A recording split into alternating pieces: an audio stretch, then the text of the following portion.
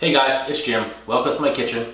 Today I'm going to be cooking 24 ounces of prime beef ribeye, about 2 inches thick, only seasoned with black pepper, some salt.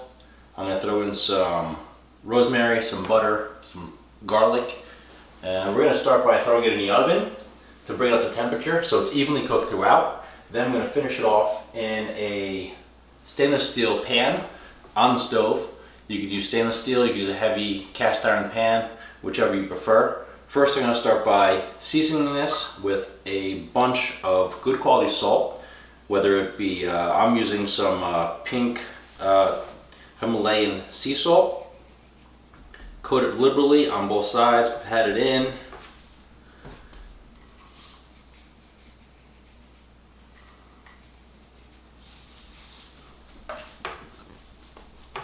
Soak up all the salt, then we'll do pepper with the same thing. You want this steak to be outside the fridge for about a half hour to an hour to bring it to room temperature so you don't overcook the outside, undercook the inside. Some freshly ground black pepper.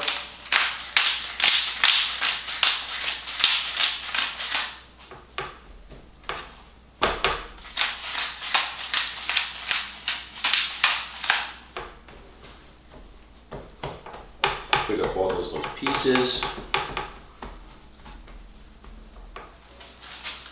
I'm going to go over and preheat the oven to 250 degrees. I'm going to set the steak on a baking pan lined with foil so it's easier to clean up later. Make sure you have a good wire rack to rest it on because you want it to be heated on all sides evenly to cook it to the right temperature. So 250 degrees on the oven. And then we'll sit in there for about 35 minutes to an hour, all depending on the thickness of your steak. And we're not going to use a timer, we're going to use a thermometer, a digital read thermometer. Check it. You want it to be about 120 degrees for medium rare, which I'll take it out. If you want it medium, it's about 130, 135 degrees. And if you want to have it well done, I don't recommend that at all. Anyway, I'm going to throw it in the oven here in a couple minutes as soon as that's preheated, and then we'll take it out of the oven and check it a little while.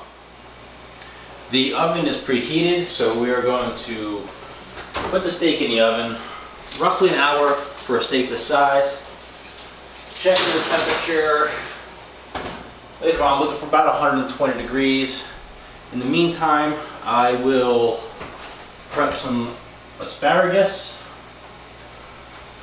to go with the steak.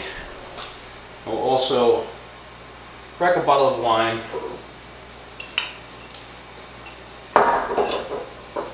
To start now and finish during dinner. The asparagus, as most of you know, has a really barky bottom to it. And instead of cutting that off and wasting all the asparagus, I like to take a vegetable peeler and peel the bottom thin layer of the asparagus off. That way you get more asparagus. So I'm going to use my vegetable peeler.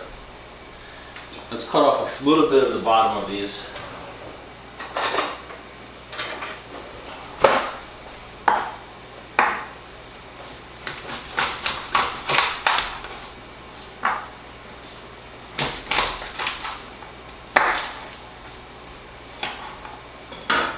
And we're just going to peel this really barky texture off the bottom. That part that's really crunchy.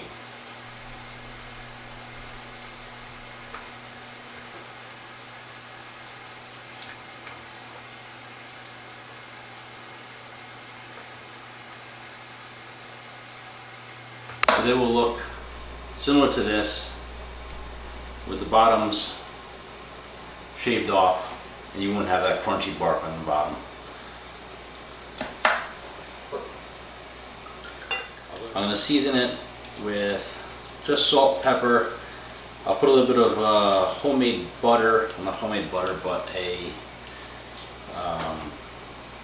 herb butter that I put together late last night with rosemary, parsley, and some salt. I just let it soften on the counter for a little while, mixed all the ingredients into a bowl, wrap it in some parchment paper, put it in the fridge, let it harden. Comes out looking like a stick of butter with a bunch of herbs in it. We'll put the asparagus in a oven safe container to bake along the same time as the steak is heating up, come to temperature. So the way it's right at the same time as the steak.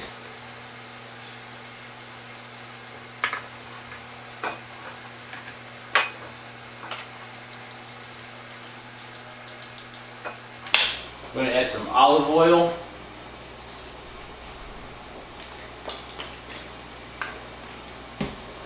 Some salt, pepper, and the butter. And that'll go in the oven the same temperature for now. We'll kick the temperature up a little later when the steak comes out. And then we'll just wait for everything to be ready.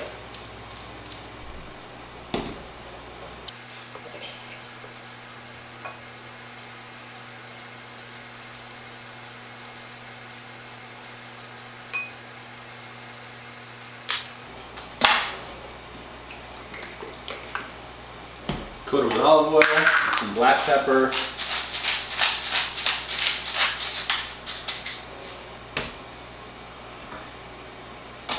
some of the seasoned butter,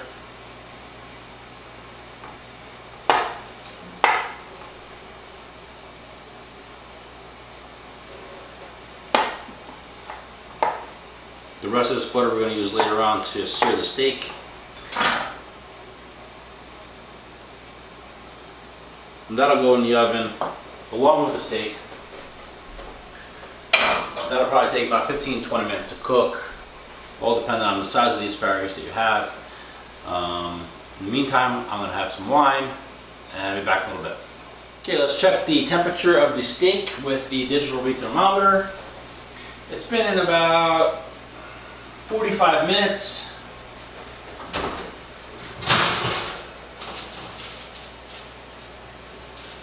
We want the thermometer right in the middle of the steak. We're reading at 107 degrees right now. Again, we want it to be 120 degrees to 125 for a medium rare. For medium, we want somewhere around 130 to 135. For medium well, we want about 140 to 145. Anything above that, I just don't recommend to. You'll just ruin this fine steak. Okay, so we've been in about an hour, a little over an hour. Check the temperature. We're at 110 degrees. So let's pop this sucker out. While it's resting, it should come up to its final temperature of close to 120 before we throw it in the pan. It's already at 111. We'll cover it with some foil. While that's resting, I'm going to clean my cutting board to avoid any cross-contamination because there was raw beef on there before.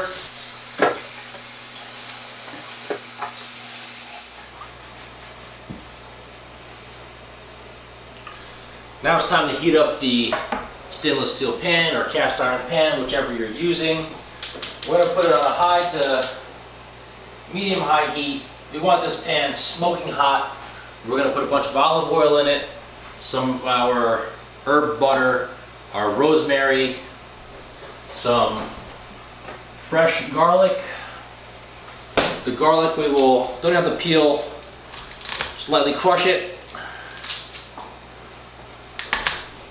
And we'll add that in as well. And we'll go over to the stove with this stuff and begin our searing process. Okay, so as this pan gets super hot, we're going to put a bunch of olive oil in it. around.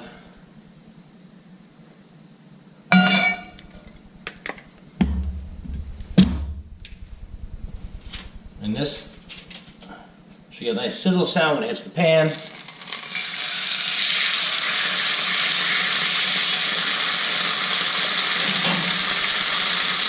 We're going to add our butter.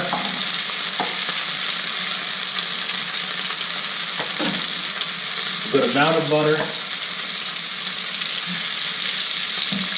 We're going to add our fresh rosemary and our freshly crushed garlic. Now this is going to sear. Super high heat here. You want to move the steak around to the back side. As the butter melts, we're going to give this a butter bath.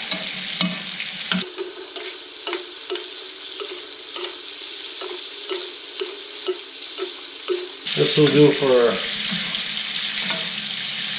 few minutes on each side.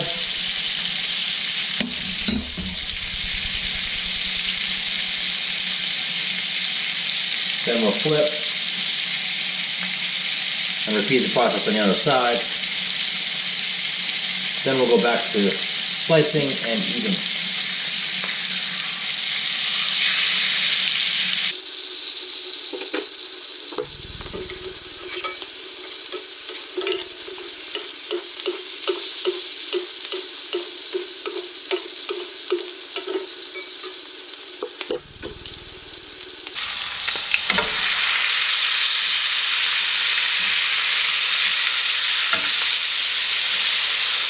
We'll do the same thing on this side. Some butter baste.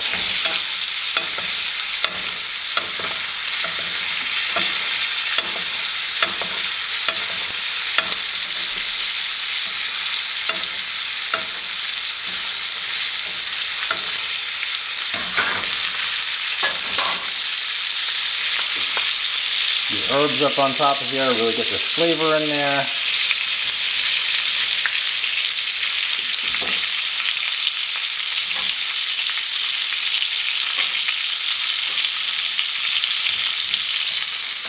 And this steak is about done. Okay, time to slice.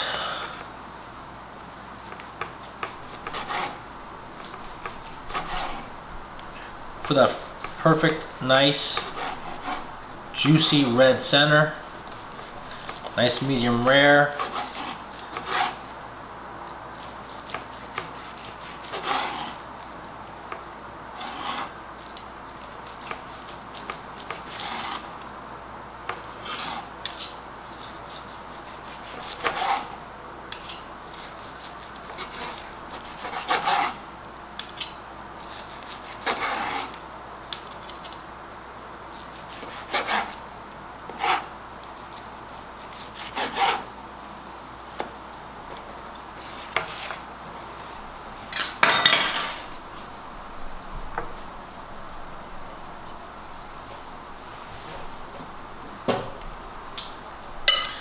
Add our asparagus.